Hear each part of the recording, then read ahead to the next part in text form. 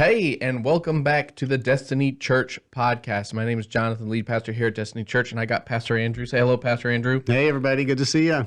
We are continuing this latest rendition, this latest edition of podcast. This is episode 4 of this little group, this little series of podcasts, and we've been kind of going through and walking through this new vision and mission statement and idea that we as a church are kind of walking through. We're kind of talking about some of the behind the scenes on how we got there, what some of the decision-making process was to get to this point.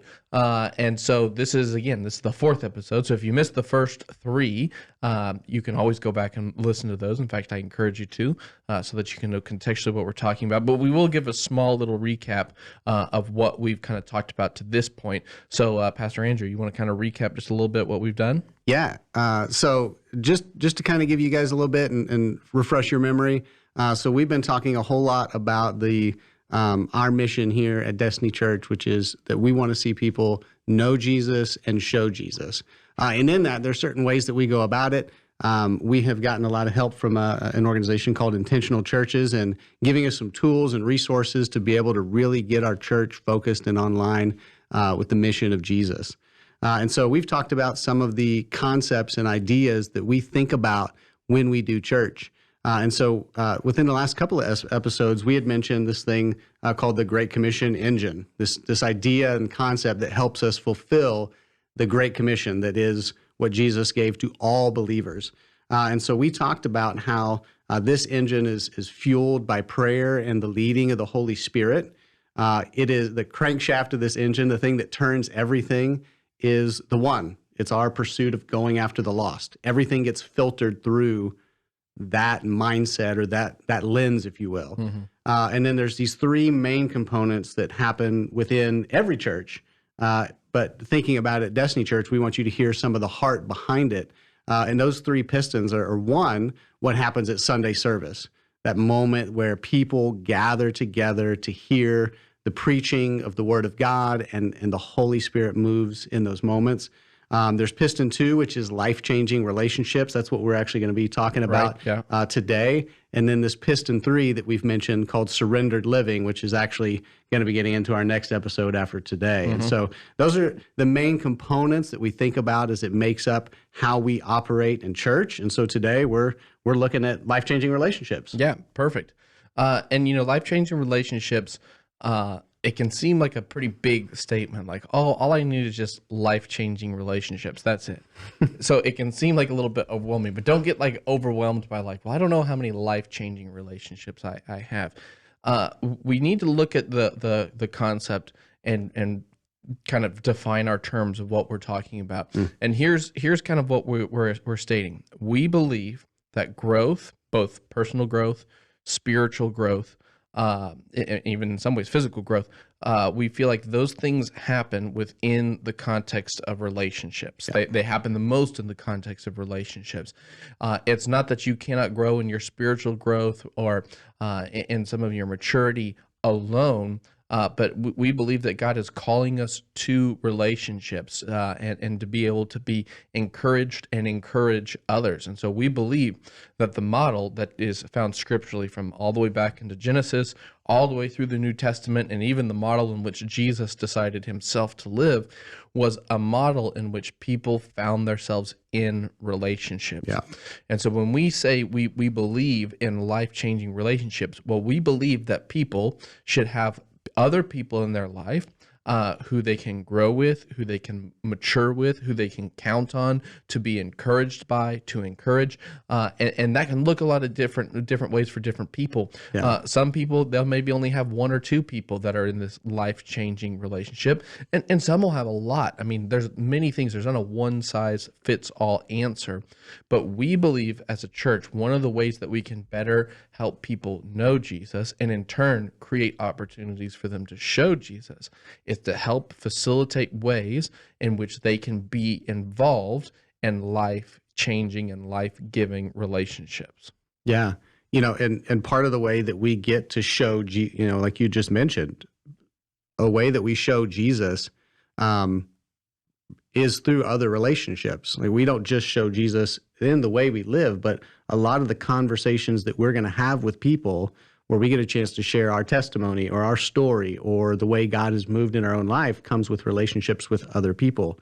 And so relationships are really important. You know, you mentioned it's not impossible to grow spiritually alone, but in many ways you are stunted in how far you could go, because there's no way to practice your faith if you don't have other relationships, people around you that you trust in, that you can share life with. More than just a relationship, but really a life-giving one. Yeah. You know, we say life-changing relationships, but that you have to know someone and be known by someone if there's going to be any kind of life change to that. And so I really feel like that if we want to grow past where we're at, it's going to have to be with other people.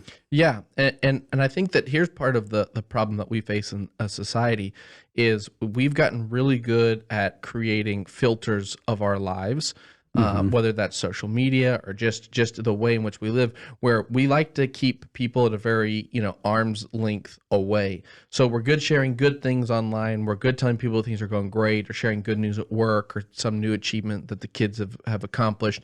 But there's not many people that we're honest with when things are hard, or when we're struggling, or when we're questioning things about our faith, or going through a difficult season. For many reasons, sometimes we're embarrassed. We think that we'll get judged if we are honest about some of the fear or the doubt that we're dealing with. We think that people will judge us on our parenting, or judge us on our marriage, or judge us on our financial decisions. And so we keep people away, and we share highlights or curated moments of our lives, but we don't really get into real relationships or talking about real things. And what's crazy is there are whole friendship circles in which they hang out regularly, they see each other regularly, and yet there's never any real talk about what is really going on, about the things that they're walking through. They keep it all fun and they keep it all light. And there's nothing wrong with fun. There's nothing wrong with having a good time and just talking about things that are entertaining. But we are not designed to carry these burdens alone, and we're not designed to walk through some of these seasons without being able to talk and process through some of these things with close relationships. And I'm not saying you should tell everybody all your worst things. If someone asks you at the grocery store, how's it going? That's not the time to dump. Well, it all started 3 years ago when my dog died. And then we don't need to do that. You need to know which relationships are these intimate, personal relationships, but they're important for us to have. And our society is really good at just keeping things away and not talking about anything seriously. And it's not till someone's in a real tragedy that they have that opportunity. Yeah. And it goes to show one of the things that I think maybe we can get tricked into when we think about relationships, and maybe even we start to see the importance or the value of them, and we really press into one, is sometimes it can be so romanticized about where the results of a relationship are going that we forget it doesn't mean there's not risk. You talked about sharing your heart and having those people that we get to really open up to and move beyond the trivial things. Yeah. There's going to be risk, but with risk comes opportunity for this great reward to not just grow spiritually, but to grow relationally with other people that God has given to us in our life. And we've talked too about how we can also, in the last couple episodes, we talked about going after the one and a one aware filter. And so we think about, all right, when it comes to life-changing relationships and how the lost see that when they come through our doors, that they're not just here for what happens on Sunday. Yeah. They're not here just for entertainment or for other people that they may or may not know here, but their soul longing is no different than ours. They long to know Jesus, but then to be in relationship with other people who are connected to Jesus. And so we think about that. What are your thoughts about how someone who's lost comes through our doors and wants real relationship? Yeah, well, and I think that it ties into one of the things that we see, or I hear people say this all the time, I've got great relationships and I don't need any more. I hear that all the time. I don't need any more. And in some ways it's true. It's they have their spouse or they have one or two close friends, and so their needs are being taken care of. But the part that sometimes we can be tricked into believing is we can be forgetting the second half, which is I need relationships because there's people I need, but there are also people who need me. And if I'm not making myself available to be known as well as know others, then all the things that God has done in my life, all the miracles, all the things that he's walked me through, the lessons I've learned, I lose the opportunity to show those to other people and to help them in their journey and grow by the testimony of what God's done for me. And so sometimes we can look at it and we realize, hey, I need to be keeping an eye out for people who I can be helping. And I know that sometimes that we think, but I'm still too messed up. I can't help anybody else. Listen, we're all on this journey. We're all somewhere in this walk of life, and you can be needing help while helping others at the same time. And so if we keep ourselves too closed, we're missing people who maybe are early on our journey who desperately need someone like us, someone like who's walking through this life with them to be able to help guide them and lead them. And so when we are thinking about our ones in our community, we want to be a church that's full of people who are keeping eyes and opportunities for relationships so that we can help them grow in their journey and find out, hey, you are loved, you are accepted, Jesus is here for you. Let's walk through and start dealing with the growth that life is wanting us to see together. Yeah. I mean, it is. It's just so that it in many ways it can start to roll right into, and I won't get into it, but how much this does play into the other side of what surrendered living looks like. Yeah. Like my life doesn't just belong to me. Like I belong to my Savior. My life is surrendered to him. So life-changing relationships are I mean, it is a mutual thing, but there are going to be moments where I have to realize that what God is using me for and calling me into is for my life to be poured out and shared with other people, not just their lives with me sometimes, but that I have a value. And maybe I think that's sometimes for us hard to realize, like that my life really has value to somebody else, even the parts of my life that are really messed up. Yeah. And I think that sometimes because we believe the lie that our mistakes or our shortcomings or some of our past failures disqualify us, we try to keep those secret. And the reality is sometimes those things are the very thing which qualify us for the ability to speak into someone's life, to encourage them, and to help them find freedom from a sin or an addiction or a shortcoming that we can relate to and show them, look, God can help me in this journey. And or help me in this journey, and he can help you at the same place. And those are all in these contexts of relationships. And so we as a church are striving to create ways in which we can help people create relationships, because relationships are hard. Listen, it's not just when you're young, relationships are hard. When you're an adult, they're just as hard. We tell people all the time. I tell my kids, if you walk into a room, you don't talk to anyone, and then you leave right when it's over, you're not going to make any friends. That's true for adults. Adults do that all the time. They walk into a room, they show up late, they sit in the back, they don't see anyone, they leave before it's over, and they're like, well, I didn't make any friends today. Well, of course you didn't. Like that's not going to happen. Relationships at every age require some effort. And so as a church, when we're talking about this, we are like, how do we facilitate these relationships? Because to your point earlier, people have been hurt by relationships. Someone's betrayed you, someone's wounded you, someone said something bad about you. And so it's easy for us to say, well, I don't want to be in a relationship anymore. But just because you were betrayed doesn't mean you shouldn't be in a relationship. Jesus was betrayed, denied, rejected, and ultimately sold for money by the people that he had invited into his relationships. And yet he still wanted to be in a relationship with those people because that's how he was able to replicate himself in a meaningful manner. So we looked at this and we're like, okay, we need to have these life-giving relationships and we need to facilitate them. And we know we're not going to be the only source of relationship for people, but we want to help create those. So why don't we talk for a little bit about what we're doing as a church and kind of how we landed at some of these things that we believe fall into that category of life-giving or life-changing relationship. Yeah.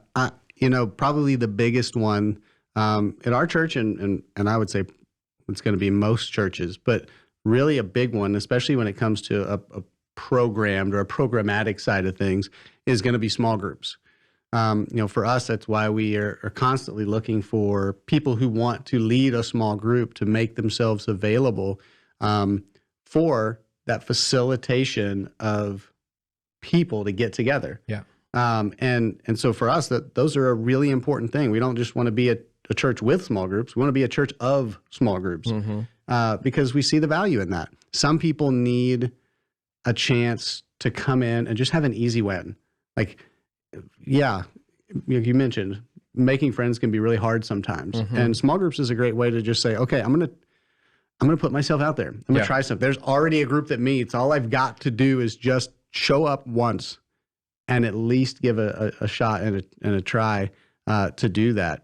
And then I know in a minute we'll talk about, but then there's that other side of outside of being programmed. We can't just program everything. We can't be people who depend on an organization or a church or anything to always make the space. There's a way to go about it as well. But for you, when it comes to thinking about small groups, or even, let me throw this out, serve teams. Yeah. Small groups is the biggest one, but belonging to a serve team, I know that gets wrapped up again into this surrendered living as well, but a serve team that we get a chance to do things together. Yeah. We belong to each other as we serve the church in different capacities. Life-giving relationships happen on serve teams all the time. There are moments that we have where we as a church staff might reach out when we know someone's having a baby or having a surgery. Yeah. And we try to accomplish something, but the small group or a serve team has already rallied behind somebody, and how big of a difference that's made. Well, for you, what do you see when you think of those couple of primary ways? Yeah, and those are definitely the two that we identified and said, hey, this is going to be from an organizational structure, the ones we're going to really highlight and push a lot. And, I've had great experiences personally in both of those. I grew up in church and I grew up in a serve team. I was in worship both in my previous church, and then when I just started attending here, I got right into the worship team, and that was my core group of friends. That was my core group of relationships.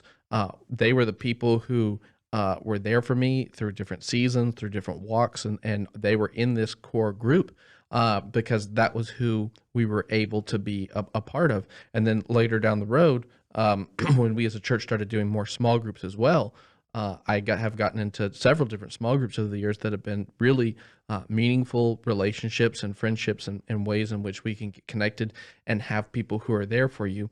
And you never know when you're going to need someone. As we're recording this particular episode, my whole family, I guess it's been a week now, came down with COVID, or it's been a week since we've been better. And we were out, the whole thing, the 10 days, it was more than that. We were stuck at home, and it was during Thanksgiving, it was during the holidays, all this kind of stuff. And we had friends and family who came and who brought us groceries and who picked things up and did stuff for us and covered other stuff. And we were never alone. When we had a need, we had so many people. In fact, we had more people offering than we could actually take up because of how much stuff people were bringing. But that's part of this relationship. So when we look at these, we're trying to create, whether it's in getting people involved in a serve team to be part of that community, or finding a small group to be part of that community. It's ways in which you can get into these groups of kind of common interest or common ideas and find some of those relationships. Because you're not going to be best friends with every person you ever meet. Your first small group you may go to, it may not be a fit. Your first serve team may not be a fit. That's okay. It's part of the journey. But there's places and people who are looking to connect, and it may not be the people you would first choose if you just looked on the outside, but sometimes when we peel back some of those layers and get involved in either a serving capacity or a small group capacity, we can see where some of that commonality is. And so we really felt like, from a system, from a church organization standpoint, let's push people into those two categories. Not just because we want to say we have this many people in small groups, or not because we need, X number of serve team members, but because we're wanting to create an opportunity for relationships to bud and to grow out of those small groups or serve teams. Yeah, and then in that, I think in many ways, as we can plug into the church and we can learn how to have relationships, even if it is by taking, that route through small groups or a serve team, it begins to become part of who we are. It then begins to happen organically. It then begins to move outside of just that relationship of people with us, the 99, if you will, and that illustration, Luke 15, of the 99 and the 1. We then get to be people who we see small groups, we see our teams, we see relationships more than just as opportunities to be with other believers, but again, recognizing the value our life and our story has to the one. Yeah. And how important it is to realize that for some people, when they like putting that one aware filter on it, that there are going to be people who come through the doors of destiny and they've been potentially maybe hurt by church. Yeah. And so when they think about the church experience of what's going on at service with worship or the message, they might be a little guarded or leery. Yeah. But maybe jumping in and belonging to a team, belonging to a small group, even without having a relationship with Jesus or having their life together or anything like that, they might plug in with life-changing relationships. And in that, that's actually where they get a chance to find Jesus, not at service. Service might not be that thing that tips them off. And so thinking about how our lives don't just have to be programmatic, that life-changing relationships can happen in groups and teams, but that we get to become a people who our life reflects. We get to show Jesus, right? In such a way where even when it's like when our kids are playing sports, and we have so many parents who they travel with their kids to go to these sports games and these athletic events, but there are people at those events who don't know Jesus, that they can develop real relationships with in a way that what's happening in church begins to blossom outside of church. Yeah. And I think just like kind of putting it into another, maybe just like a different phrase, for a long time, the church was real guilty of saying like, before you can belong here, you need to change. So you got to change before you can belong. But when we look at scripture, when we look at how Jesus lived, he allowed people to belong and believe and showed that once you belong and know that you are accepted, that is when change occurs. And so if Jesus had to wait for those disciples to be changed before they could ever be with him, well, they never would have been with him. They were there for 3 years plus, belonging, being accepted by Jesus and being tutored. And then throughout that process, they changed. Well, within our church, we don't need people to change and give up everything that's broken about them before they can come. We'd be an empty church. We are saying that we want you to know that you belong here because Jesus has made that way and has created that provision for you. And then once you know you belong and you know that you're around family, you know you're around relationships that believe in you, it creates the ability for change. Again, spiritual growth, maturity, maybe freedom from certain elements to happen in your life in a really powerful way because that belonging really does matter. And that's what some of these relationships will create within both people who've been members or churchgoers for a long time, but also those ones who have been away or have never been involved in church. It creates what people are looking for, which is community and to be known. So, yeah. And so, with that, it gives us, as we kind of close this out a little, there's so much to this. It's so robust. It's more than just getting involved in something, like in many ways, just like even romantic relationships. Like you can't just jump in and force something. You have to try, you have to give of yourself. You have to, and so I'm excited for our church as we begin to allow even the programmatic things we have, our teams, our groups, to really roll out and understand how much of a blessing they are to each other, but how deep of an impact they have when the lost come through our doors, to have a people that they can belong with and belong to find their way to Jesus. Yeah.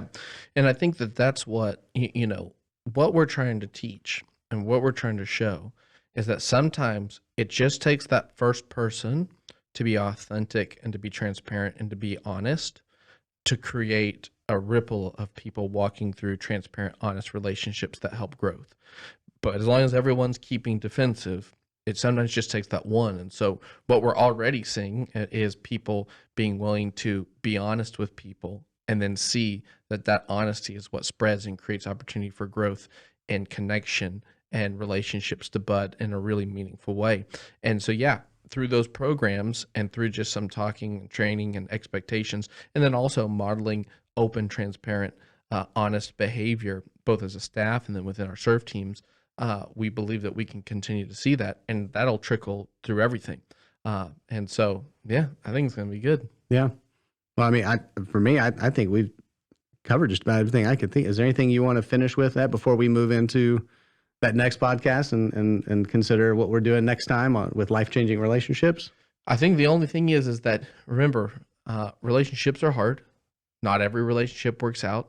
Sometimes people will hurt you. That's part of relationships.